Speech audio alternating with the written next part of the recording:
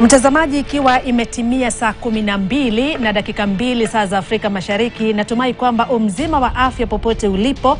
Siku yako ya Alhamisi imekuendea vyema. Hivi sasa ni wakati wa Jukwa la KTN, ambapo hii leo tutakuwa tunaangazia maslahi pamoja na haki za watoto wa mitaani. Mara nyingi wanaitwa watoto wa kurandaranda mitaani, ikizingatiwa kwamba wiki ijayo tarehe 12 mwezi Aprili itakuwa ni siku ya kimataifa ya watoto hawa. Ni siku ambayo imetengwa na Umoja wa Kimataifa, ambapo hii siku imetengwa ili kuwapa hawa watoto sauti, waweze kupasa sauti yao, ambayo ni kuangazia changamoto ambazo wanazopitia, haki ambazo wanapaswa kupewa, na ni yapi ambayo kama taifa tunafaa kufanya ili kuweza kuangazia hizi haki za hawa watoto wa kurandaranda mitaani. Karibu sana kwenye kipindi. Mimi ni Agnes Gakunga na siko peke yangu kwenye studio. Ninao wageni wangu watatu, watakuwa wananisaidia kufahamu mengi kuhusiana na hawa watoto, maisha ya hawa watoto pamoja na haki zao. Ni zipi ambazo zinakiukwa na wananchi kwa kujua,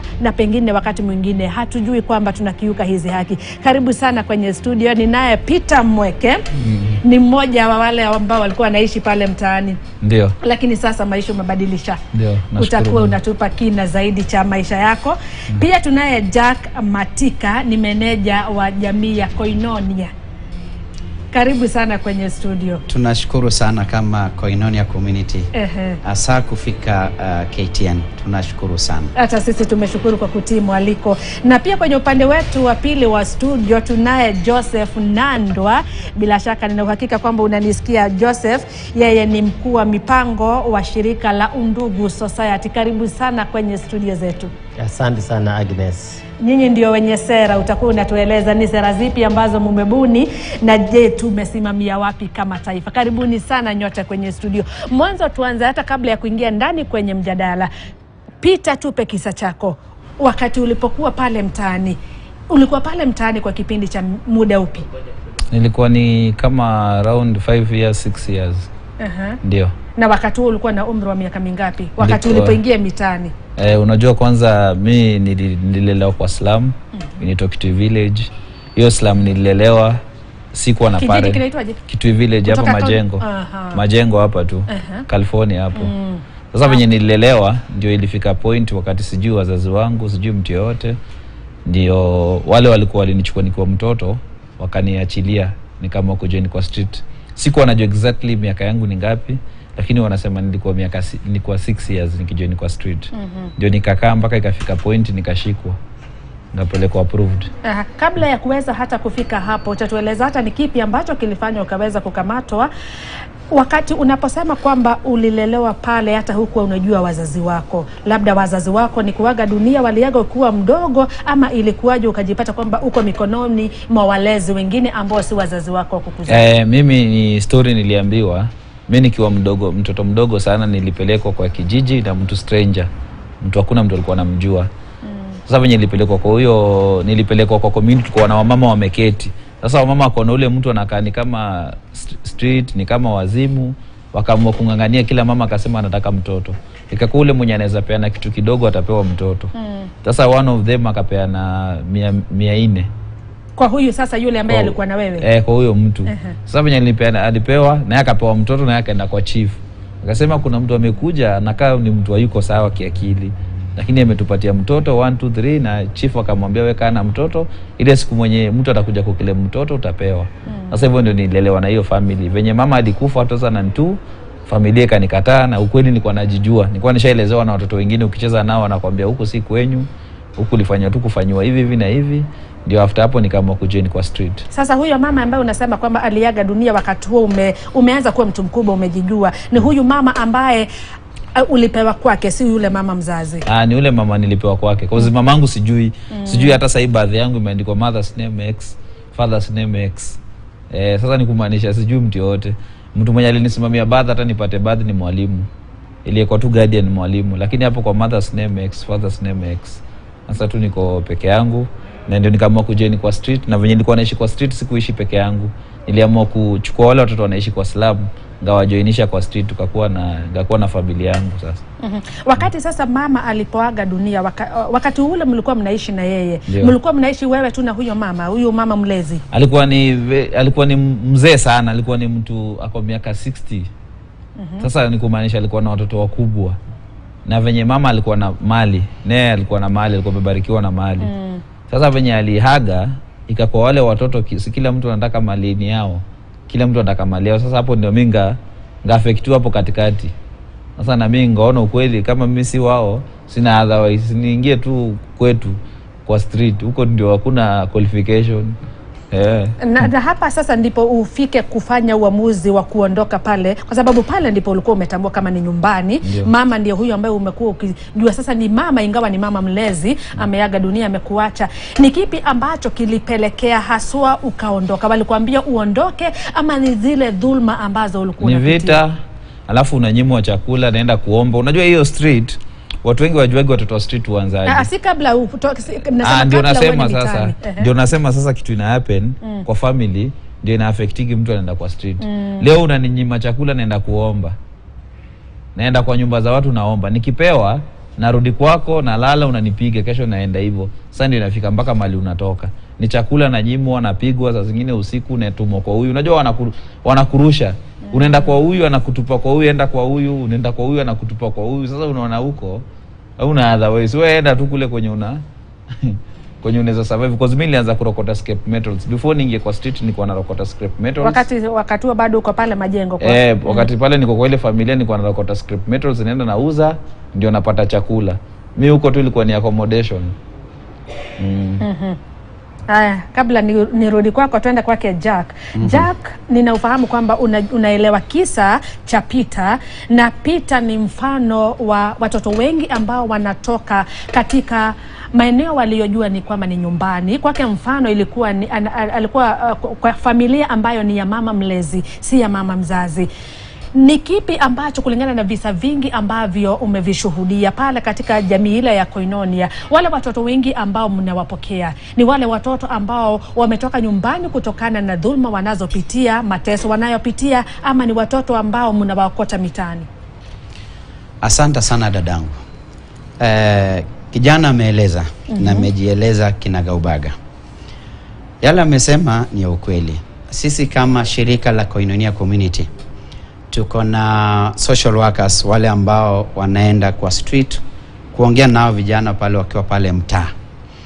Na ukikutana nao watakuelezea kwamba sababu ambayo imenitoa nyumbani nije hapa penye niko leo, aidha mamangu mzazi alikuwa amenituma. Sababu nyingine wazazi wanatuma watoto, mtoto maybe amepoteza hela, ameogopa kurudi, kwa maana akirudi hapa nyumbani mama na baba ako na yeye.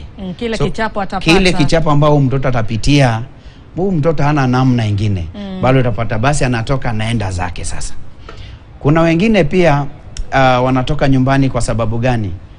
Baba, most of the time baba ako kwa pombe. Akirudi mama nadaka chakula kama hakuna ndio hiyo kwa mama anapigwa kila wakati. Kwa hivyo basi unapata kwa sababu ya domestic violence utapata huyu mtoto amesema mimi nimechoka kuona mamangu akipigwa, wacha niende huko mtaa nitafute mahali nitapata watu penye sitaki kuona haya ambayo kitendeka. Amesema kwamba kuna wazazi ya kwamba sasa most of the time unapata watoto pale wanasema mimi niko na stepmother. Huyu stepmother nikienda nyumbani nimetoka shule hakuna chakula. Watoto wake wanakula vizuri, lakini mimi nikienda napigwa, nikiuliza chakula napigwa. Mara nyingi mimi ndio nafanya kazi kwa nyumba. So dadangu, kuna sababu nyingi sana ambao inafanya watoto pale kwa nyumbani wanatoroka kwenda pale mtaa. Wanaamini ya kwamba pale mtaa watapata watu wazuri watawapatia, ama kupata mtu fulani atamwambia basi toka hapa kujuishe na vile huyu ameeleza. Wakati alikosa mzazi akapata mtu akamchukua, lakini baadaye umesikia yale ambayo ilitokea kwa familia. Baadaye akajipata kwa pale, na kutoka pale hadi akakuwa sasa anajisimamia peke yake. Hayo ndio nakumba watoto wengi sana. Kama Koinonia Community tunashughulika sana na hawa watoto ambao kwa mtaani, na yale amesema tumeona na tumesikia kwa watoto wengi ambao kila mara tuna interact nao. Nikirudi kwako Joseph Nandwa, wewe kama afisa wa mipango katika shirika la Undugu Society, kulingana na mahali tumesimamia kama taifa kwa sasa, kwa sababu nyinyi ndio wenye kubuni hata hizi sera, tunasimamia wapi? Hii idadi ya hawa watoto walioko mitaani inaongezeka, imesimama, iko wastani ama imepungua? Tumesimamia wapi? Mimi kama Joseph Nandwa nitaeleza kidogo kuhusu shirika la Undugu. Shirika la Undugu liko na zaidi ya miaka 50 wakifanya kazi kutoka mwaka wa 1972 hadi wa leo, na tukifanya kazi na hawa vijana. Tunafanya kazi katika kaunti ya Nairobi, Kajiado, Kisumu na sehemu zingine, na tunawafikia katika hali ya kuwawezesha waweze kubadilisha maisha yao. Mikakati ambayo tunatumia kwa idadi ambayo ni ya vijana wanaishi na kufanya kazi mitaani, idadi kamili kwa saizi tunaweza sikia kwamba ni 1046 ambayo ile census ilikuwa imetoa, na hapo awali walikuwa nasema ni zaidi ya 250,000, na idadi kabisa ya watoto ipo, na hatuwezi sema kama idadi ya vijana inaendelea kwenda chini.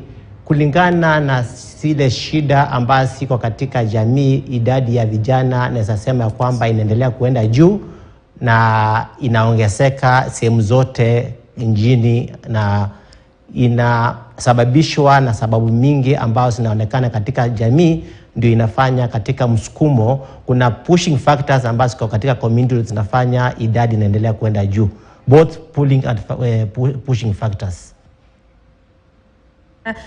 Umesema kwamba idadi kwa sasa ni 1046 ya hawa watoto. Hii ni idadi kamili ama ni kulingana na wale ambao wamesajiliwa? Idadi kamili, kwa sababu idadi inaendelea kuenda juu, idadi kamili ya wale ambao wamesajiliwa haiwezi julikana, but wakati walifanya census ama report ambayo ilikuwa imetoka ya mwisho, ilikuwa inasemekana karibu 1047 hapo.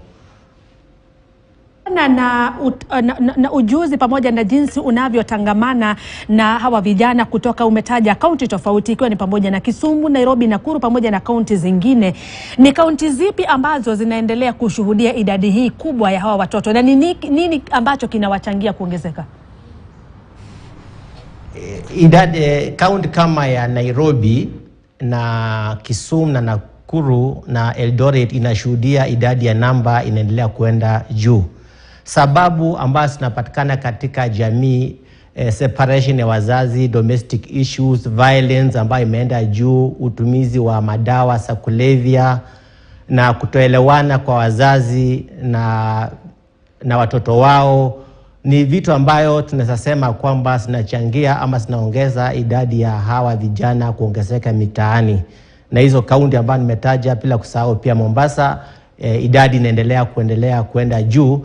Na utakubaliana mimi, ukiangalia vile hali ya maisha iko saa hizi, economy imekuwa juu na mapato ya wazazi ama caregivers ambao wanaangalia hawa watoto inaendelea kuenda chini, hakuna mabadiliko. So imechangia ama imesababisha idadi kuendelea kuenda juu, kwa sababu wale ambao wanapaswa washuhudia ama wanapaswa waangalie katika hali yao ya maisha inaendelea kuwa magumu kwao, na inachangia ili watoto, kwa sababu hawezi endelea kukaa kule nyumbani, wanatoka. Na in terms of mambo ya violence ambayo inaendelea pia kushuhudiwa katika jamii ambao wametoka ama kulelewa na mzazi mmoja ama wazazi wote wameaga, ni vitu ambavyo zinachangia hawa watoto waweze kutoka nyumbani wakielekea mitaani. Na pia tusahau pia kule mtaani kuna some pulling factors ambayo pia zinachangia hawa vijana wanajikuta wameenda kule mtaani, kwa sababu wamejikuta marafiki zao wanawashauri ya kwamba ukikuja mahali tupo kuna maisha ambayo inaendelea mzuri, ama kuna mashirika maybe wanajihusisha kuwapea msaada fulani huko, inachangia idadi kuendelea kwenda juu. Asante sana Joseph kwa hilo. Umemsikiza Joseph, kuna masuala matatu ambayo ameyataja yanayochangia mno hawa watoto kujitokeza na kuja mitaani. Ametaja, na pia ulikuwa umelitaja, na pia mwenzako pia alikuwa amelitaja, swala la dhulma nyumbani. Dhulma za nyumbani, utapata kwamba wazazi labda hawapatani, labda ni mzazi mmoja ama wawili wamekuwa wanafanya watoto wao kupitia mateso mengi. Wakati mko pale mitaani, wengi wa wale ulikuwa unatangamana nao, wale ambao hawakuzaliwa kule mitaani, wale ambao wametoka nyumbani kwao, walikuwa wanatoka kwa sababu ya nini? Pia ametaja kwamba unampata kwamba vijana wa mtaani wameenda wamewaita wenzao kule nyumbani, njooni tuende, maisha ya kule mitaani ni maisha rahisi. Sasa kitu inaanza sana ukiangalia kwanza sana sana Nairobi, ni wanaanza na hiyo kuomba. Hiyo unapata mtoto, unajua mpaka kuna na mimi na volunteer kwa ofisi ya children. Sasa most of time unapata watoto wanakomboleshwa.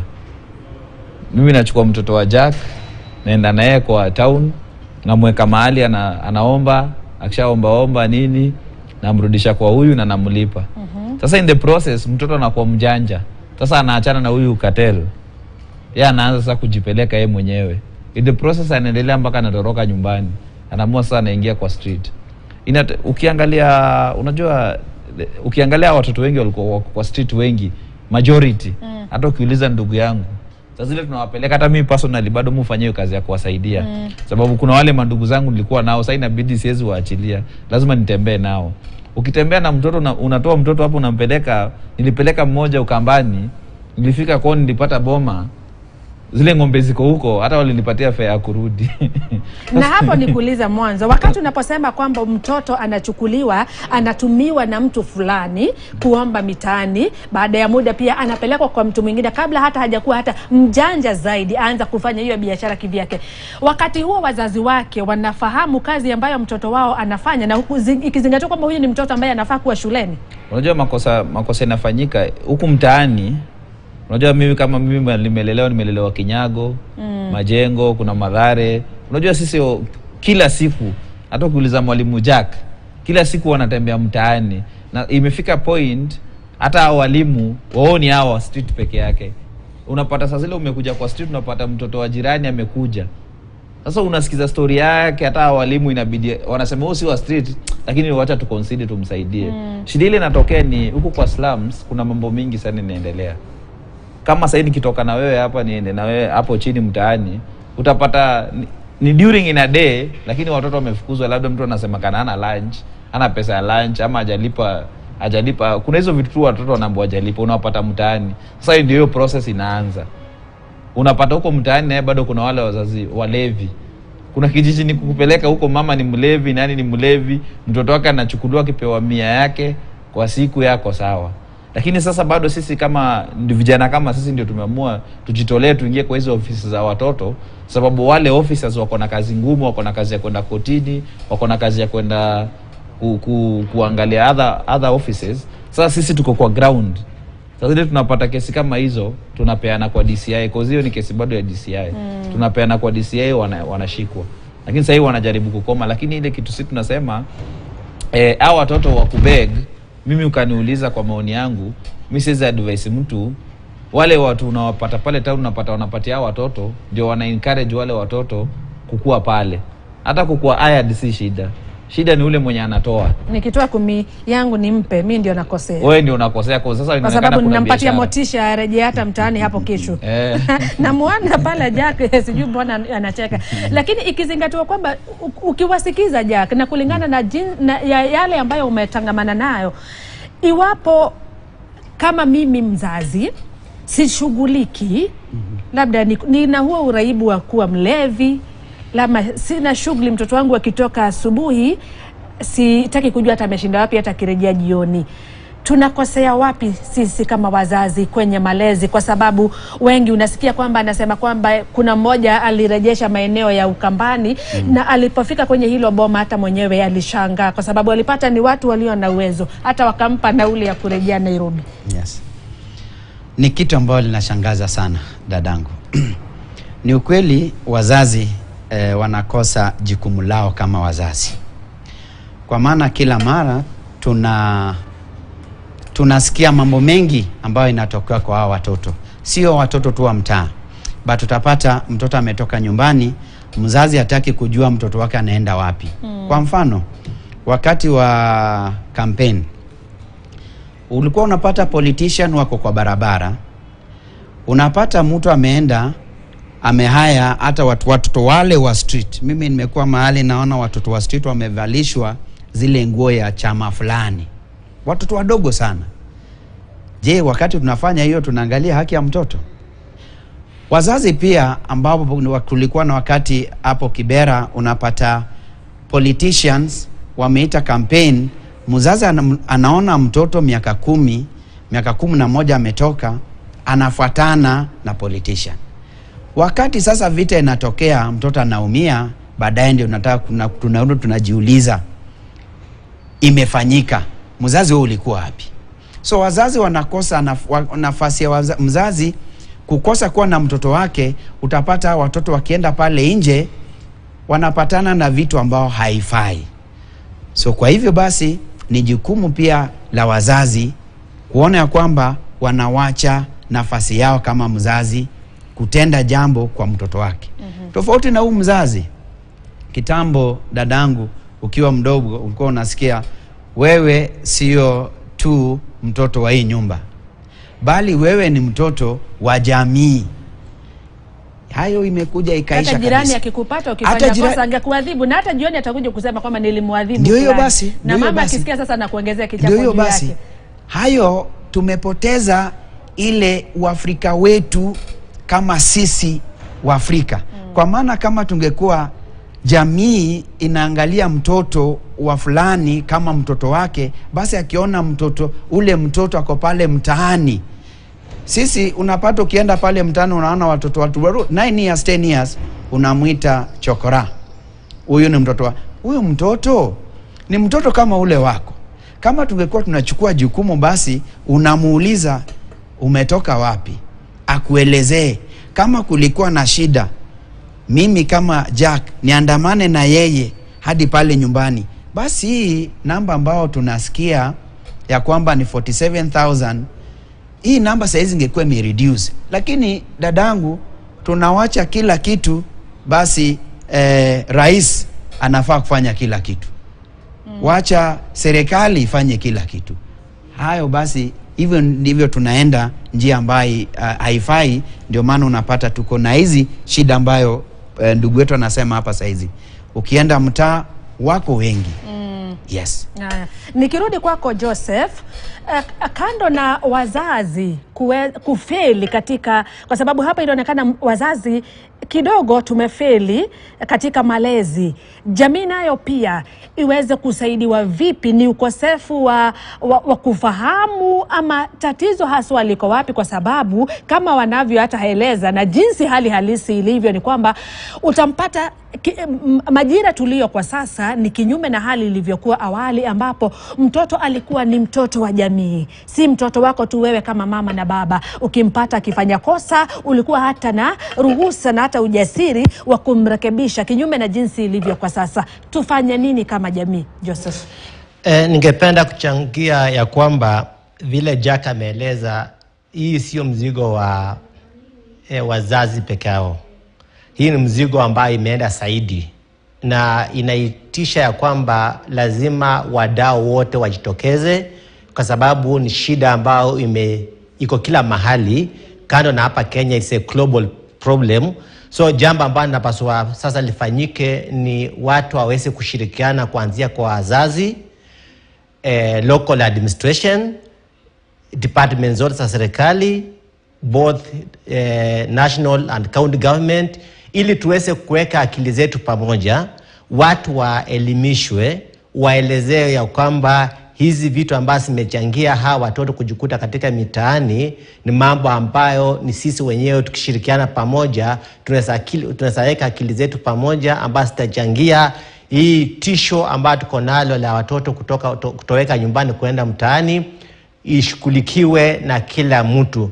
Kwa sababu vile ameeleza awali, ilikuwa vizuri sana, wazazi walikuwa wanashirikiana, walikuwa wanajadiliana, ili wakati jambo lilikuwa linatokezea.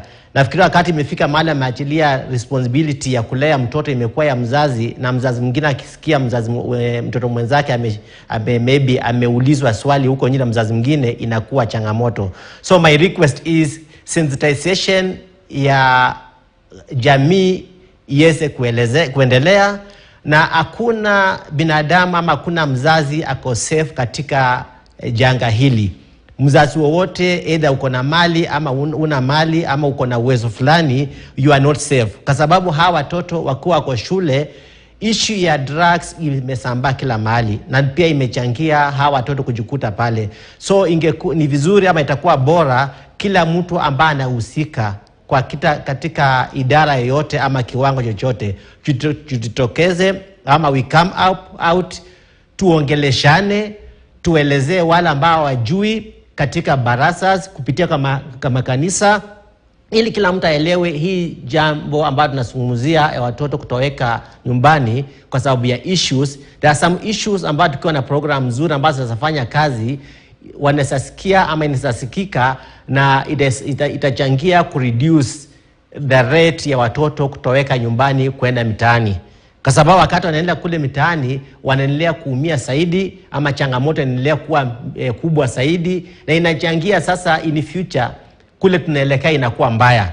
Hapo nyuma tulikuwa tunaongea mtoto ama kijana ambao ako streets. Saa hizi tunazungumzia lugha ambayo ni ya street families. Sasa yule mtoto ambaye amesaliwa pale kwa streets, hakuna boma ama hakuna kwa ambaye anaelewa nimetoka sehemu fulani. Sasa that's what I'm saying, vile kutoka kwa street families hatujui tunaelekea wapi. Sasa mahali tumefika tunahitaji a lot of sensitization, a lot of community conversation, na majukumu, kila mtu achukue majukumu yake ili tuweze kuangalia hii tatizo ambayo tuko nalo. Kwa sababu sasa hizi hata ukienda kwa small village, small shopping center kwa kule counties kila mahali, hauwezi kosa mtoto ambayo anarandaranda mitaani. But sasa tukiweka akili zetu pamoja hivyo, itasaidia watapata information and knowledge how to reduce. Kama ni mambo ya vita kwa maboma, itachangia hiyo vita irudi chini, na mtoto atapata familia yake ama jamii yake itakuwa mahali pazuri pa kuishi, na ataishi kwa jamii yake kwa njia ambayo ni bora. Haya, asante sana Joseph, na bila shaka jamii kwa jumla inazingatiwa ama inapewa wito na kushinikizwa kubadilisha maadili yake ili kuweza kumrejesha huyu mtoto nyumbani, asitokee na kwenda kuishi mitaani. Kufikia hapo mtazamaji, nachukua pumziko fupi. Baada ya muda usio kwa mrefu nitarejea na tuendelee na mjadala wetu.